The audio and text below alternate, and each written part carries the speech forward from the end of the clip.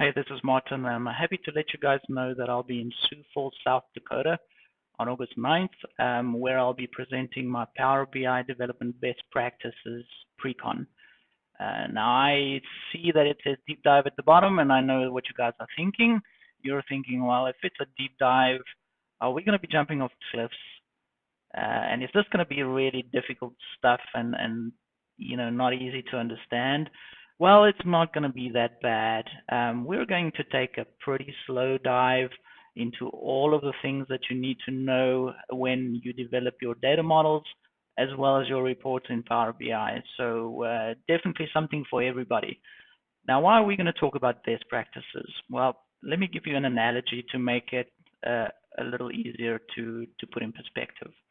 When I give you the option of two cars, number one, a Porsche, and number two, a Mini Cooper, this lovely pink one over here, which one would you pick? Well, I think it's safe to assume that most of you guys will pick the Porsche. And when it comes to development and to best practices, it's pretty much the same thing. If you're only developing something for yourself, then it really doesn't matter how you develop it and what you do, and you can take as many shortcuts as you want. But if you really want to develop good data models and solid reports, then you need to know what to do in order to make them perform well and make sure that everything is consistent across the entire organization. And that's exactly what we're going to be talking about. Have a look at the screen. I bet most of you guys have never looked at this screen. And what this is one of the options or some of the options in Power BI Desktop. Now, some of these options would really affect the performance and the size of your data model.